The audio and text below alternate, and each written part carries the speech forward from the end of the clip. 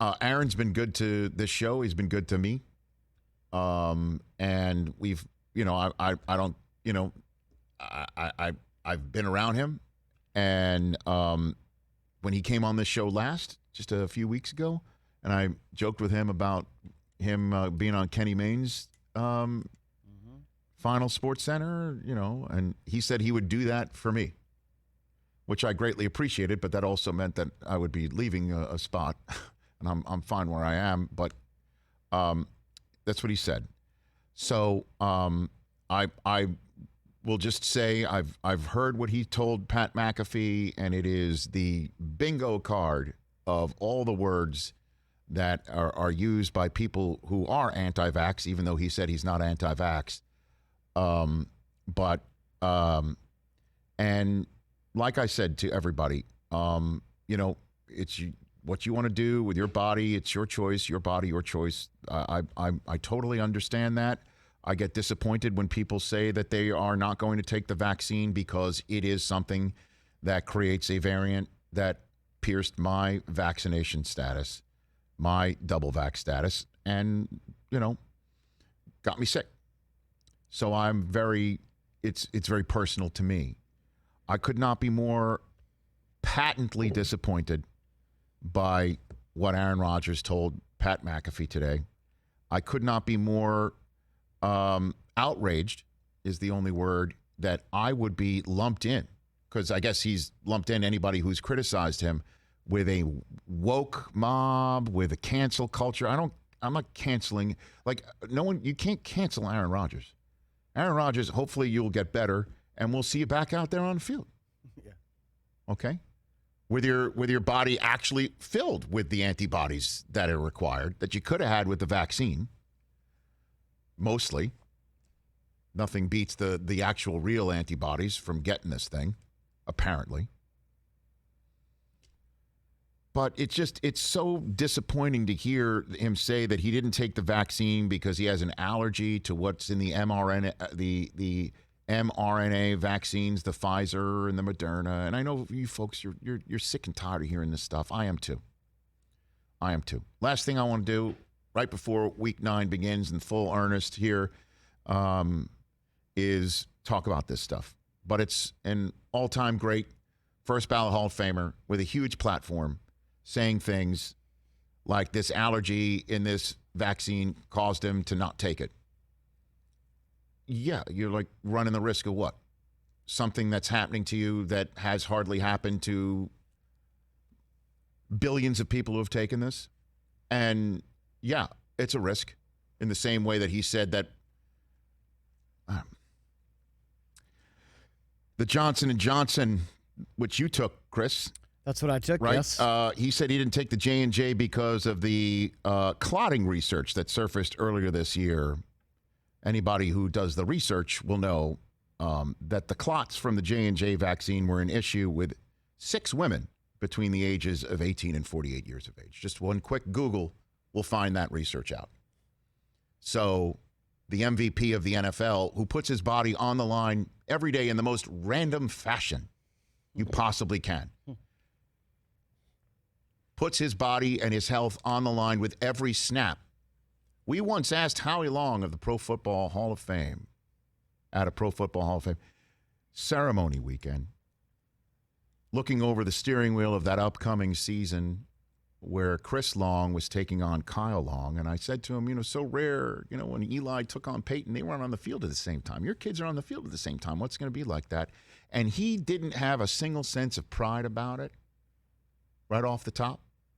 He didn't talk about growing up, this happened, growing up, that happened. He says it's going to be awful because it's a car crash on every snap in the National Football League. That's what he said.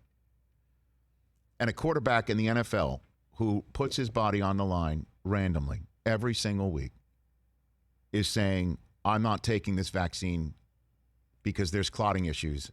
And somebody as smart as him couldn't Google it and find out that 6 women, between the ages of 18 and 48. That's what it was. Someone who pointed out in that interview with Pat today that he is a critical thinker. And so,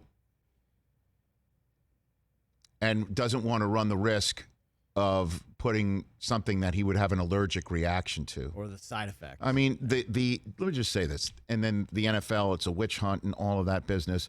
I'm outraged that I would be considered, and hopefully not by him, because I've never had that experience as well. Like I'm part of some cancel culture woke mob. No, I'm part of somebody that had this damn thing.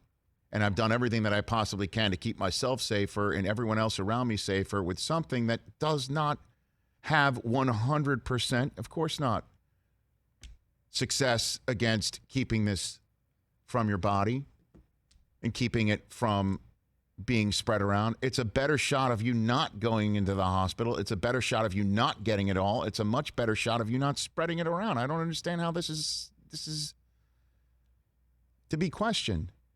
And then it's woke cancel culture mob. Nobody's coming to cancel you, Aaron. Yeah. There's a difference between you can't play football anymore, you don't have a platform anymore. This whole cancel culture business again about you don't have a platform anymore. There is the largest platform out there called the internet. And one of the largest places on the internet to have a platform called Facebook. It's there for everybody who's apparently being canceled or is out there battling the woke mob. The largest cable channel on television gives a platform. The largest podcasters in podcasting, largest radio networks in radio. Who's being canceled with that sort of conjecture? I can't bring myself to say anything more other than that I am profoundly disappointed to hear the words that the idea that it's the pandemic of the unvaccinated, it's just a total lie. Just honestly, folks, just look. I know we say look it up. It's the internet. What can you believe? What can't you believe? Facts are facts. And if the vaccine is so great, then how come people are still getting COVID and spreading COVID? Because it's a friggin' pandemic. We've never seen anything like this.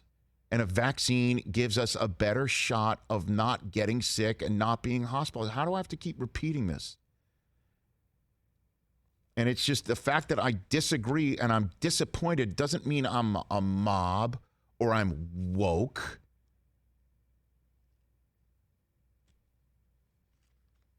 Yeah. And he's going to learn. There's a lot of people that he could have a conversation with or say, I know this is going to be disappointing people. Maybe he did that with Pat. I haven't seen it. It all happened. But, you said everyone's talking about it. I know everyone's going to be talking about it. And I know, I'm just running through the same thing over and over again.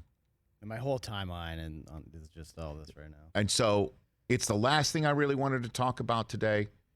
This guy's going to the Hall of Fame. He is one of the most talented guys ever. And for somebody who has a higher plane of consciousness and intelligence to say things that are clearly clearly not proven, if he didn't want to take the vaccine, then come out and say it instead of just saying, I'm immunized. Did he talk about that? Yeah, with so Pat? Rich, actually, he said that he did not lie and that he did not mislead when he said those statements, which, we disagree with. But he said he kind of put it on the reporters and said, had he been asked to follow up, he would have explained everything that he told Pat about his allergies and his hesitancy with the J&J and the side effects, his issues with that, et cetera. I guess he doesn't believe in masking either. I don't know. He also said the organization and my teammates knew exactly what my status was. Of course. There was nothing that was hidden. I followed every single protocol. No, he said I believe that. Yeah, the masking on the sideline, he said he thought it was a stupid rule and he just didn't want to do it. Well, it's all bummer. Hey, man, the NBA saw one of their best players